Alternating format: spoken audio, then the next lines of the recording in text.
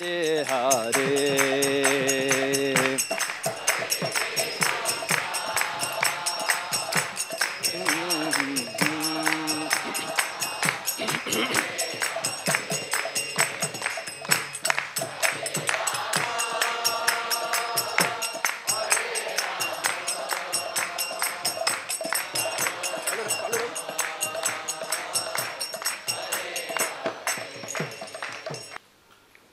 Hare Krishna.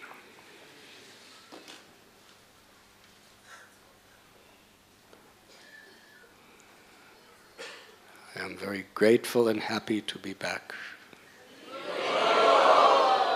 with this opportunity to serve you.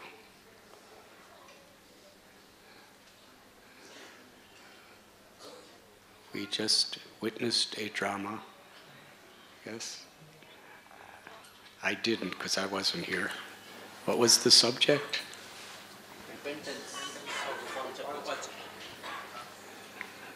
Who was Gopal Chapala?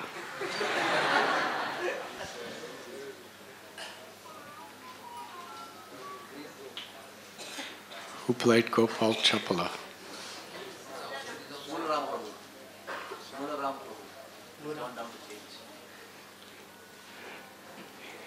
From a medicinal perspective, he's completely cured of leprosy.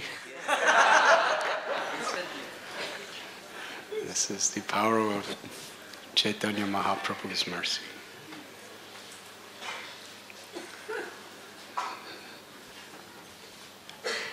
This is one of the more prominent pastimes of Sri Caitanya Mahaprabhu, which is told in Sri Chaitanya Charitamrita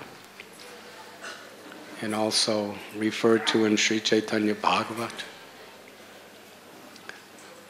because of the crucial message that it carries.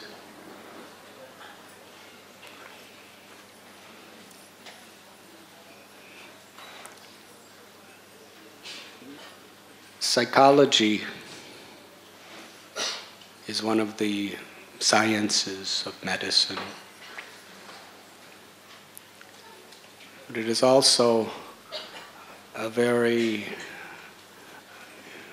important study in order to actually imbibe Vaishnava character. What was the psychology of Gopal Chapala and that of Shrivas Thakur? Their values were completely opposite, although essentially they were both trying to achieve the same thing.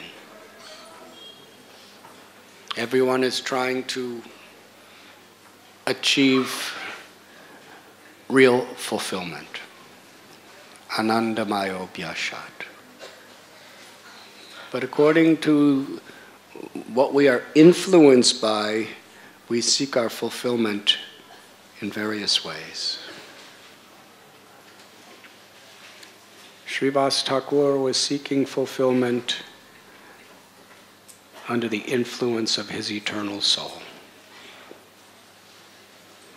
In other words, his actions, his words, were the manifestations of the quality of his eternal soul. Jivara Swarupoy Krishna de Nityadas. The nature of the Atma is to find fulfillment in giving Krishna fulfillment. When you water the root of the tree, every part of the tree is satisfied. The of that food goes to every limb and organ of the body.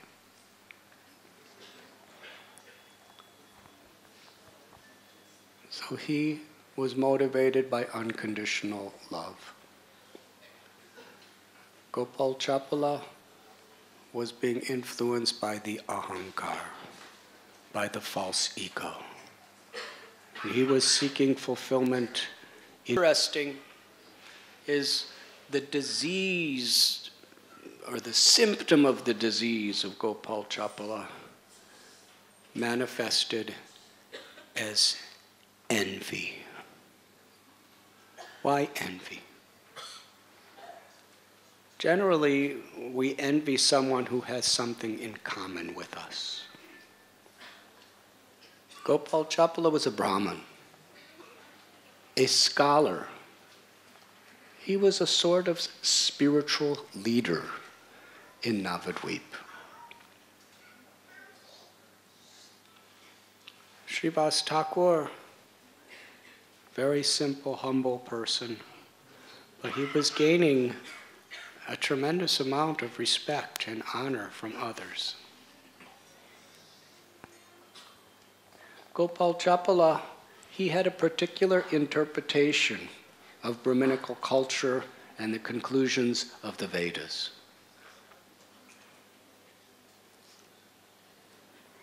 And that was, if you want to make true spiritual progress, you have to study, you have to be scholarly, you have to discriminate between matter and spirit, and you have to submit yourself to the Brahmins. And if you submit yourself to Brahman, if they bless you, you can take your next birth as a Brahman and make progress. It just so happened Gopal Chapala was a Brahmin. And here was Shrivas. He and the others, they were speaking that the conclusion of all the knowledge of all the Vedas is to surrender to Vasudeva. Bahunam janmanam mante jnanavamam prapadyate Vasudeva sarvamiti samahatma saturlala. After many births and deaths and births and deaths and births and deaths, when you finally come to the actual culmination of true knowledge, you surrender to Vasudeva, knowing that the Supreme Personality of Godhead is the cause of all causes and all that is. Sarva dharman parityasya mam ekam sharanam vraja aham tvam sarva papebhyo mokshayi samima sucha. To abandon all varieties of dharma, occupation, religion, and just surrender to me, Krishna says. I shall deliver you from all sinful reactions, have no fear. Shrivas was seeing every living being as the eternal servant of Krishna, and wanted to inspire everyone to attain the perfection of all knowledge, loving devotional service. And he had complete faith in the Vedic conclusion. Harinama, Harinama, Harinameva Kevalam, Kalo Nasteva, Nasteva, Nasteva Gatir Anyata. That by simply chanting the name of Hari, one can attain the ultimate perfection of life. One of Shrivas's very, very best friends was Haridas Thakur, who was, from a caste perspective, an untouchable. For the caste smarta Brahmins like Gopal Chapala, Haridas Thakur was untouchable, unseeable. If his shadow touched your house, you had to wash your whole house with cow dung before you could even go in it again. That was how strict he was. And here Shrivas was inviting Haridas in, having kirtan with him, embracing him. And he was teaching common people who had no real qualifications as far as he was concerned, that you can attain perfection of life just by dancing and singing. Gopal Chapala genuinely in his heart felt that Shrivas Thakur was ruining the very society. But worst of all, and the reason he was so convinced of it, was not on the basis of a philosophy, It was on the basis of his envy. Because Shrivas was gaining so much. You see, we see the world through our particular state of consciousness. If that envy of the ego is allowed to flourish within our consciousness, then we rationalize and see, perceive, and interpret everything in the cloud of that envy.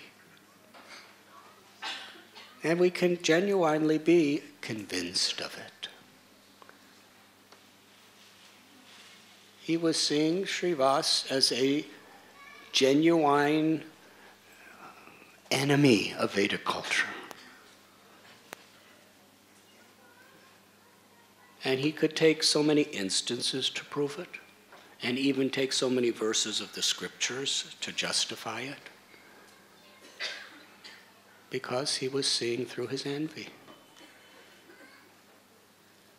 So his decision was, I must destroy him.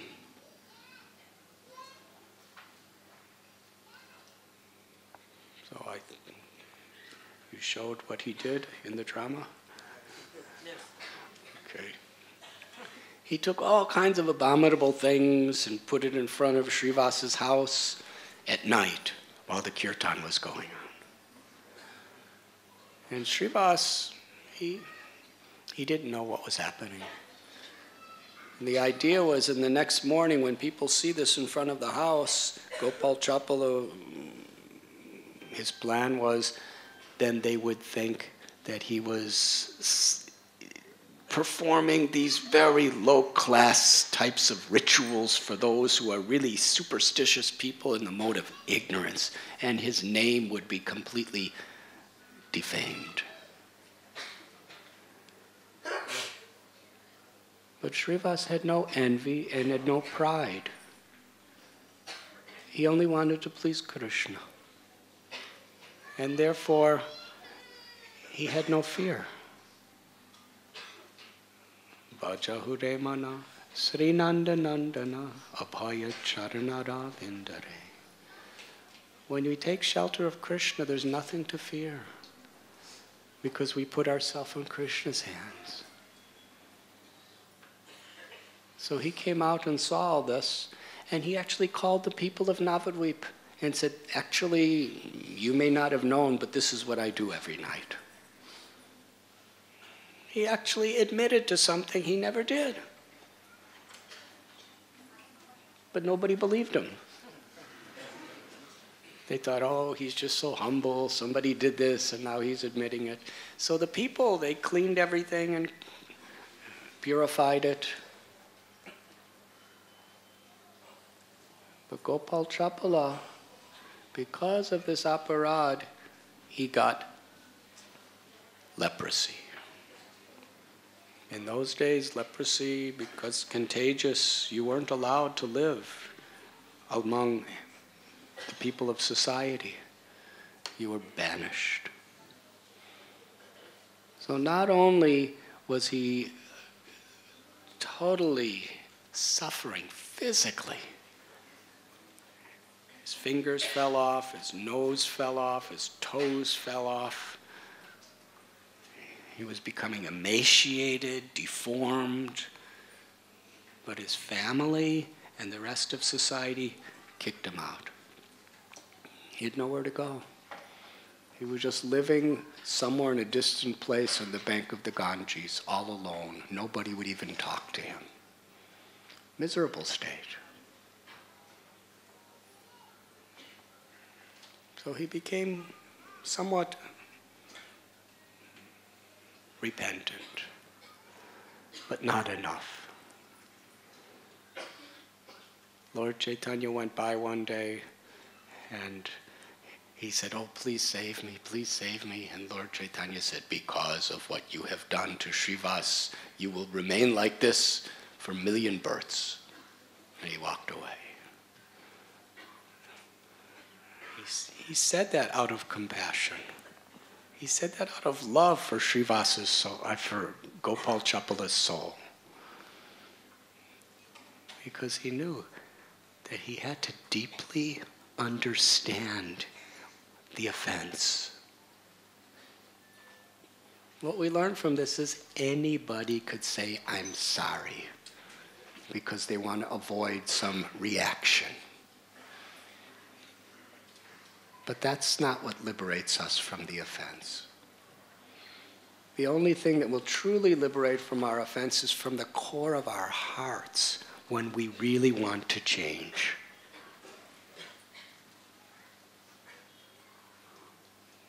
Very important message. He was suffering, he was crying, he was begging, but Lord Caitanya understood. He just wants to get out of what he's done, but he doesn't really understand from his heart. He's still envious. But he did change in due course of time. So the greatest blessing for Gopal Chapala was leprosy. As far as Shrivas was concerned, he always liked Gopal Chapala. He was praying. When Gopal Chapala got leprosy, he was praying for Gopal Chapala's liberation. He had no feeling in the slightest of anger, animosity, revenge. He was a well-wisher. Because he had taken shelter of Krishna. These are the qualities of one who takes shelter of Krishna. It's not just about wearing a sari or tilak or shaving your head or putting some beads on.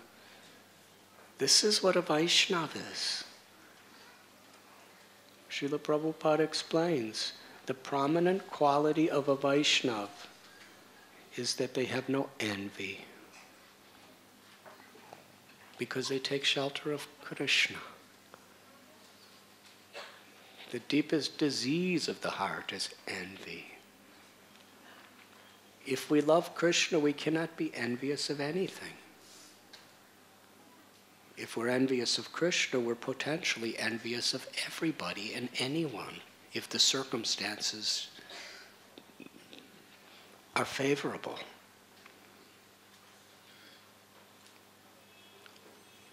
So that leprosy caused him to really reflect and deeply understand how good Shrivas really was and how wrong he was. That is very, very important for a devotee to understand. Because sometimes we think, why is God letting something happen? But from the perspective of truth, nashato vidyate bhavo na bhavo vidyate shata. Krishna says that which has no cessation is real. And that which has no endurance is unreal. This body, it's going to grow old, get diseased, and die. It's just a matter of a little bit of time. But the soul is eternal. No birth, no death. Nahanyate hanyamane sarire. Krishna sees us for who we are, as eternal souls. 1 or 2 lifetimes is insignificant. There's an example that one acharya gives, that this particular physical life of ours is like taking a pencil and making one point with a very sharp pencil. What is the length and width of one little point of a sharp pointed pencil? And that one point is on a line that goes forever.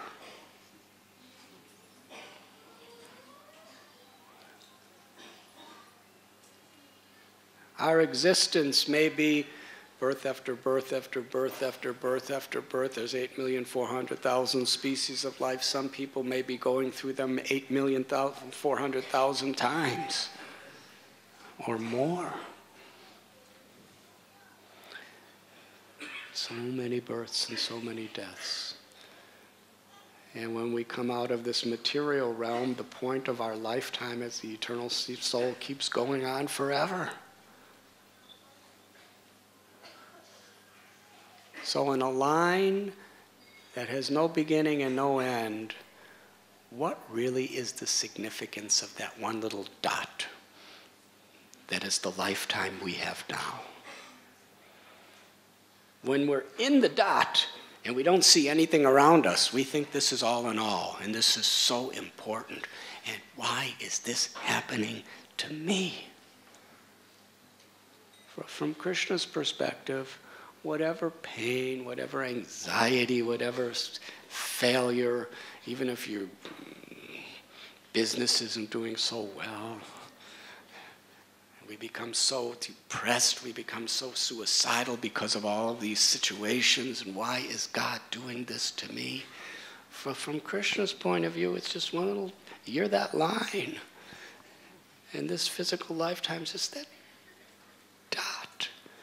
That dot can't even be measured. It's maybe 100 of them equal 1 centimeter.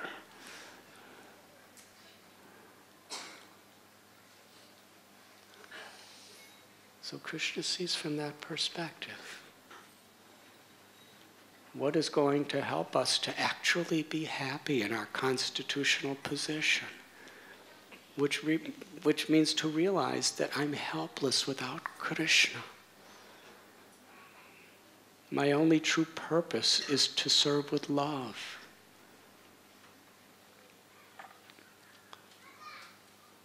A little child,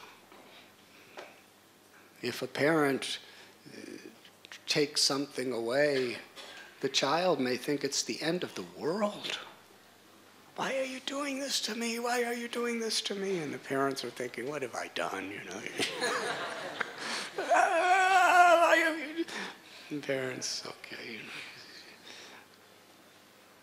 know. Aham bija pratapita. Krishna is our supreme parent, mother and father. So it's not that he's necessarily directly punishing. Material nature is according to the karmic laws of action and reaction, things are happening on an individual, on a collective basis. Krishna lets it happen.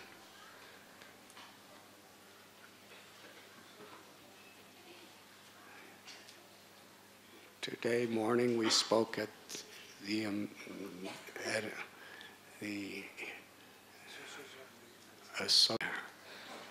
medical consultants.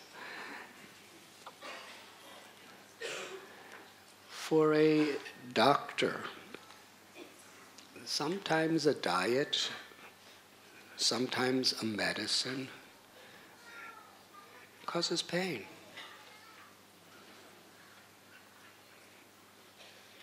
But the doctor's happy if the patient does it.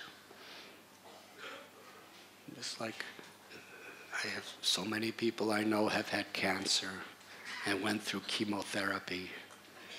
And they really suffer during chemotherapy. So naturally, we are suffering with them, but at the same time, we're happy they're doing it because we want them to get better. And so many people do get better. So Krishna, he sees in the long, he sees the eternity of the soul and what will ultimately give us the best chance of coming back. So for Gopal Chapala, when he was sitting on the bank of the river with leprosy, he was nothing but suffering. I am this body. I am suffering. And why is this happening to me? Until the point came where he realized that I have nothing but the shelter of the Lord left. And then he developed total faith in Lord Chaitanya Mahaprabhu. On his way, in his first visit to Vrindavan, at least his first attempted visit, he personally came to Navadvip, to a place called Kulia. And there, Gopal Chapala, Gopal Chakravarti, and so many others who had previously made serious, grave offenses to the Lord and the devotees, they came to see him. Devananda Pandit. Gopal Chapala from a distance. He wanted to approach the Lord, and the Lord saw him and called him forward. He said, "You have offended Shrivas Thakur. Go to get his forgiveness." Shrivas had already forgiven him. But the honesty and sincerity of his approaching him is what was going to heal him of his disease. And Shrivas just blessed him with so much love and affection. And Sri Caitanya Mahaprabhu not only healed his body of leprosy, but healed his heart of the disease of envy. And when the heart becomes healthy, prema pumarta mahan. Ecstatic love of God is our nature. That's our healthy condition. If we're not weeping in ecstasy when we see the forms of Radha Gopinath, if our hairs are not standing on end and our limbs are not trembling when we chant the Hare Krishna mantra, that means we're not healthy. Good health is Satchidananda, to love Krishna, to realize the bliss, the ecstasy of loving Krishna. So he became truly healthy.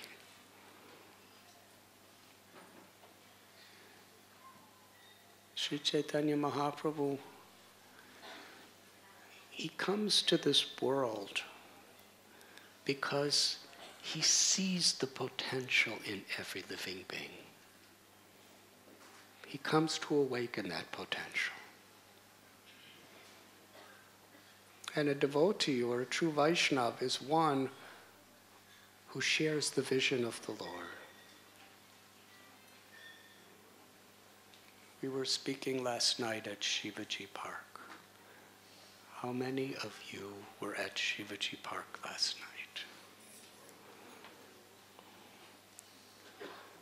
Well, all of you together was like one dot on a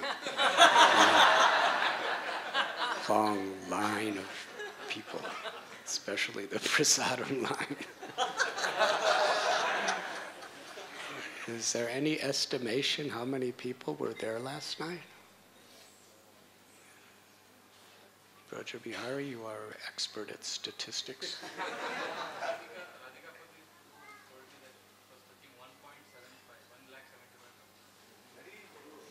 According to Braj Bihari Prabhu's calculation,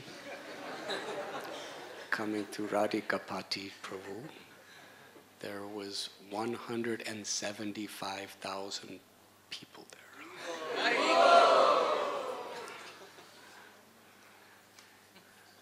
Hari Hari. That means coming, going, some staying. Anyways, we are discussing how Sri Caitanya Mahaprabhu, he is Namo Mahabhadanyaya, Krishna Prem Pradayate. He's most magnanimous because he's seeing the potential in everyone. And he's giving everyone a chance. Still, we have to respond. So when he was in South India, he came through this area of Maharashtra. According to one biographer of Sri Caitanya Mahaprabhu, some of you will be happy to hear this. Lord Chaitanya came to Pune.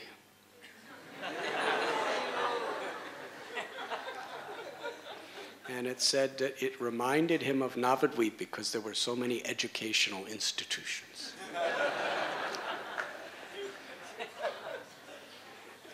Does that make you happy? Well, after that, he came to a temple called Kanda. And there, it was a very sad situation.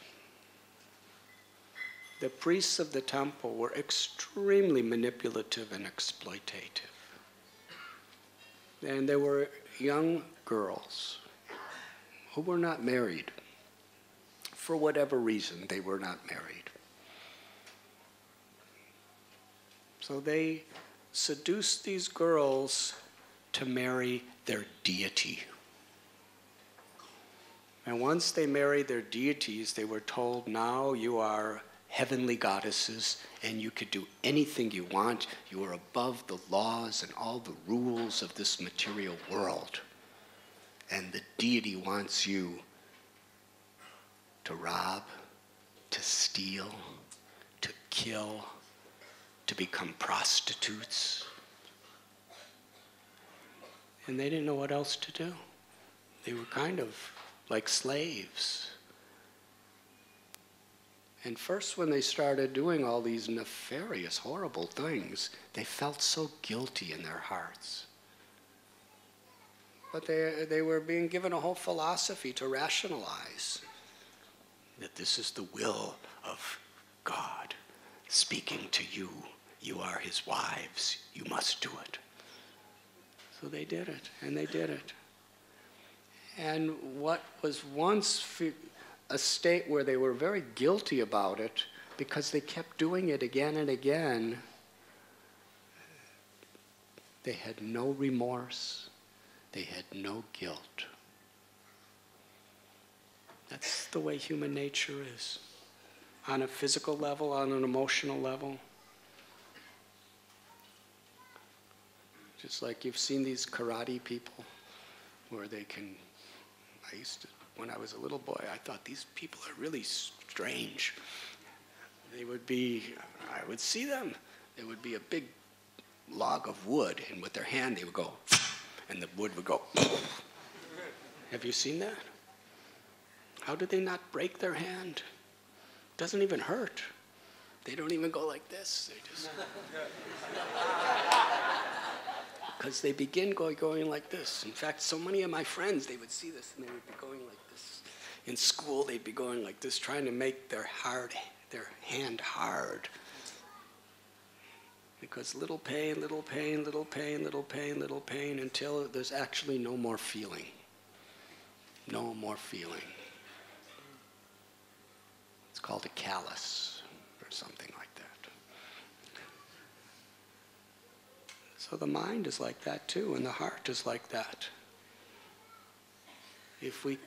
When we do something with guilt, birth after birth, what to speak of just this life, if you just keep doing it, there's no more guilt anymore. In many cases, guilt is the voice of the Paramatma, the Lord in our heart, telling us this is not right. But when we keep ignoring that voice, we can't hear it at all anymore. And we see, sometimes criminals, they have no remorse. So these ladies were like that. They became like monsters. It was as if they had no conscience and no soul. They would do anything and everything they were told to do, wicked things.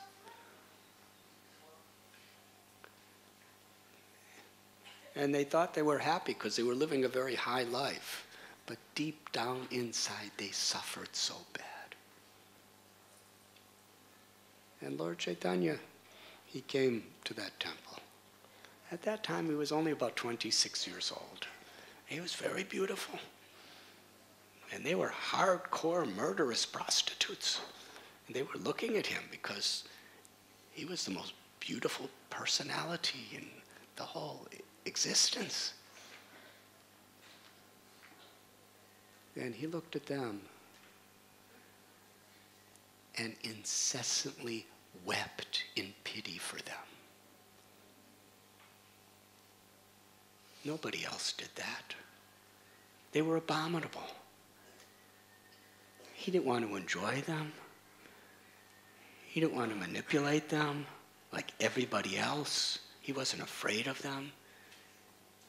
He cried because he saw their eternal souls and he saw the terrible disease they were suffering.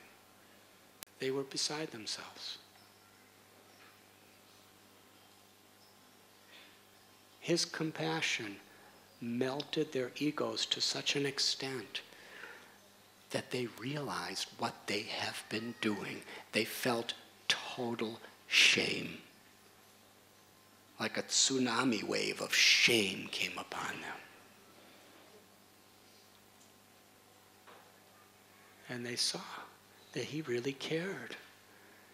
And all together, they fell and did their dandavats at his feet. And they started crying and begged, please save us. Please save us. And then they were ready. They were ready for his instruction.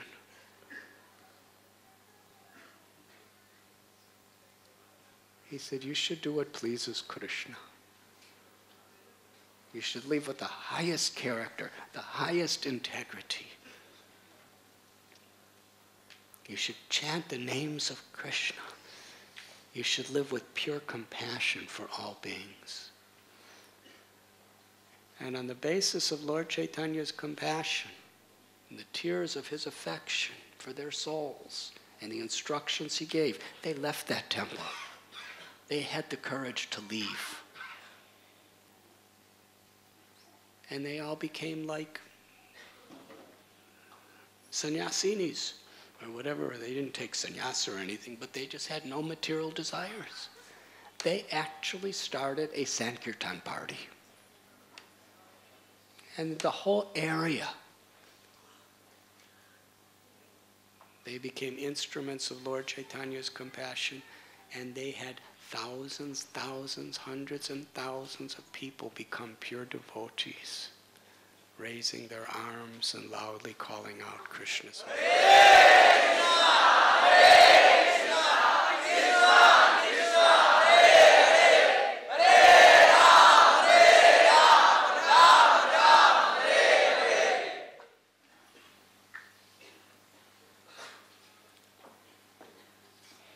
Srila Prabhupada, when he came to New York and San Francisco and Montreal and London, and then he started traveling around the world and came to Mumbai, he would like a doctor, he very strongly pointed out what are the diseases. And sometimes he pointed out who was spreading these diseases. But he was doing it with compassion, in that spirit of Sri Chaitanya Mahaprabhu. Not to condemn, but to cure, to purify. And because he had that consciousness, and he saw so much hope, he saw such a spark of spiritual potential in all of us, he empowered us to overcome all of our unwanted desires and habits and become pure devotees of the Lord.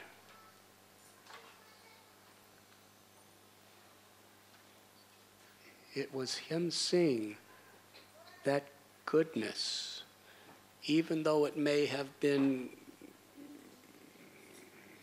obscured by so much lust and envy and anger and pride, arrogance and greed and so many illusions. He saw it there. And he helped us to believe it was there and gave us the medicine to restore it. That is Vaishnava, that is bhakti. Gopal Chapala was embraced by Sri Chaitanya Mahaprabhu. The leprosy of his physical disease and the leprosy of egoistic disease was cured. And he became a great saint. I believe he was initiated with the name Devaki Nandan Das. And he wrote beautiful songs and poems. And in his most beautiful poem, he's glorifying the Lord's devotees.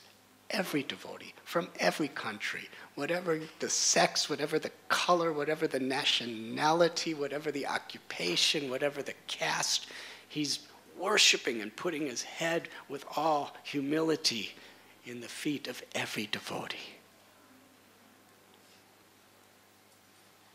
This was the symptom of a healthy heart.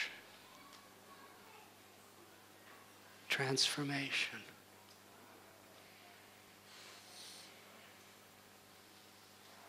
This is the power of the holy name of Krishna. This is the power of the association of Vaishnavas. This is the power of bhakti.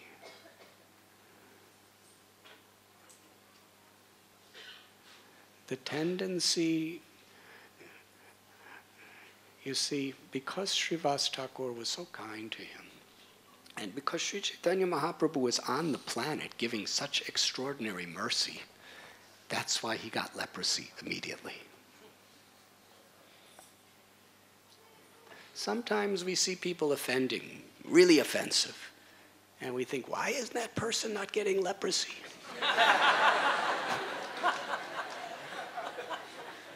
Not even cholera? It's not getting malaria?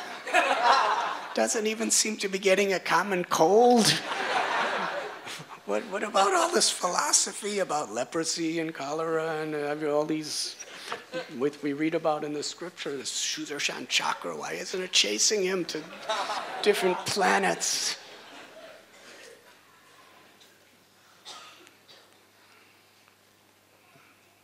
If nothing happens, when we make aparads and nothing happens, that means we're really being cursed. Because when something happened, that means we're dear enough to the Lord where we're getting sobered up quite quickly. And we stop. But if we make aparads and nothing happens, that means the Lord is so displeased with us, he's just going to let us accumulate more and more, keep piling and piling and piling, and finally, it all comes down on us. It will come down on us. So you see, when the Lord was here personally, he was extremely merciful. Somebody did an aparad, leprosy. Gopal Chakravarti, he got what? Leprosy also? Amoga got cholera. Yes? The same day. They were all getting these the same day. It was really so merciful. Amoga just did some aparad and the same day he got cholera and he was on his deathbed at the last state. And then Lord Chaitanya came and he said, I'm sorry. Lord Chaitanya said, how is it that a Brahmin whose heart is supposed to be pure has allowed such envy? Chant the name of Krishna. And he chanted and he became better. And so you see, when the Lord is personally here, the aparads have immediate effect and the cures have immediate effect. Yes? It's like us. You know, we're chanting so many rounds every day, year after year after year. Sri Chaitanya Mahaprabhu just looked at a tiger and said, chant Hare Krishna. He went, Hare Krishna. Immediately, the highest perfection. Chaitanya Charitamrita explains there was a Malecha, Yavana washerman who happened to wash some clothes for Shrivas Thakur. And he was just walking down the street. And Lord Chaitanya just saw him. And because he washed Srivasa's clothes, Lord Chaitanya wanted to give him special mercy. He said, chant the names of Hari. And the person immediately attained prema bhakti. So why is it that that doesn't happen to us? We're chanting so many names of Hari. So you see, when the Lord is personally here, he wants to establish a record for all time to come of his appearance. So he gives ecstatic love for Krishna instantly, and he also gives reactions to aparads instantly. But in the general principle, if the Lord is merciful to us, he will give us. He will give us quick reactions to our aparads, so we understand. But if he's really displeased with us, he'll just let us go on and on and on and on, and just accumulate more and more and more. And with every aparad, there's going to be more suffering. So either in ourselves or in others, when we see people continuously performing offenses, this is really sad.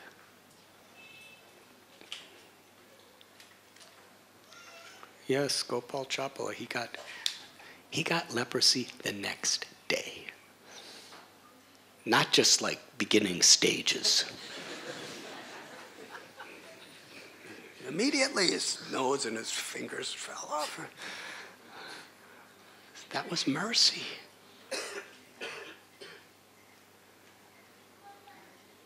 But it was all for his purification.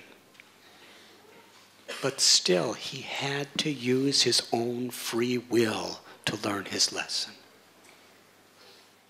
Because no karmic reaction, not even any intervention of Krishna can cure us unless we, by our own free will, make the choice to humble ourselves and take shelter. That's the goal, the purpose of life. Trinadapi sunichena taror iba sehishnuna amanina manadena kirtaniya sadahari. To be humble like the grass, and tolerant and forgiving like tree. To offer all respect to others, and not to demand it for ourselves. That consciousness pleases Krishna.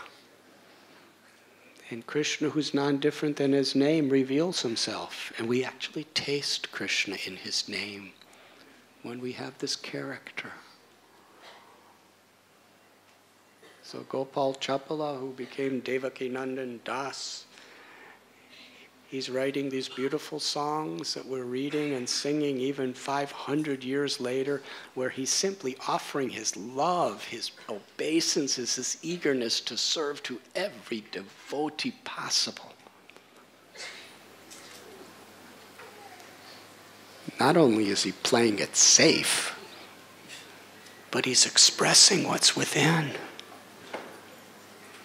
Because he understands how dear every devotee is to Krishna. And that's the way we love Krishna. And ultimately, every living being is a devotee of Krishna. When Srila Prabhupada came to America and they said, "Why have you come here?" Srila Prabhupada said, "I've just come to remind you of what you have forgotten. The treasure of Krishna prema, of love for God that's within your heart. You're trying to find happiness through so many endeavors.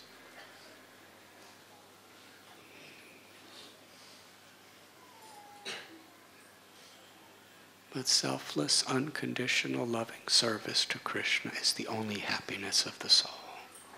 I've come to remind you. Chant and be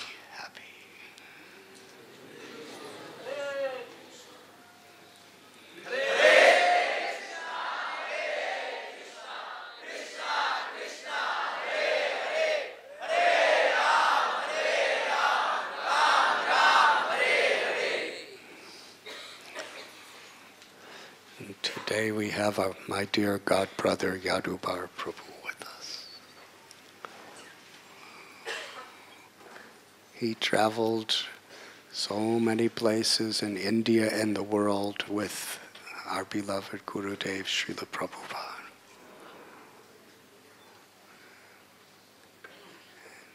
He was a filmmaker. And Srila Prabhupada didn't tell him, well, he had a girlfriend too.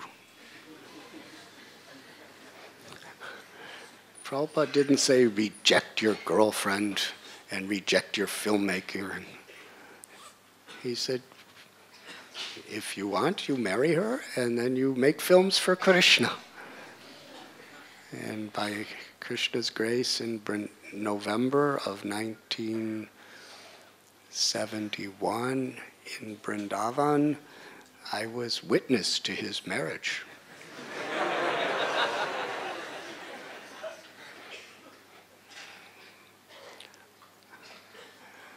I think it was the second marriage I've ever been in my life.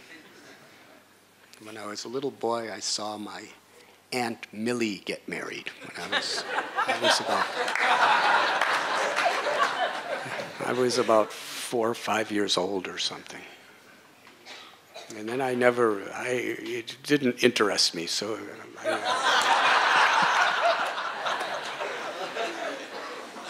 I never ever went to another marriage. But then I was in Vrindavan and I went, and Prabhupada he gave lecture for your marriage, yes? Prabhupada was sitting there on his Vyasasan, and there was a marriage, so I was thinking, any excuse to be with Srila Prabhupada. And they got married, and Prabhupada was so pleased. He was giving such blessings in the holy land of Vrindavan. And then he made a beautiful documentary called Vrindavan Land of Krishna, which was played in every temple of Srila Prabhupada, probably hundreds and hundreds of times in each temple, to give everyone a glimpse of Vrindavan. And he's done so much as well. We're so honored that you are here, Yadubar Prabhu. Yadubar Prabhu doesn't have any envy. He's everyone's well-wisher. We have so much to learn from your example. So with this simple and humble introduction, we would like you to speak some words to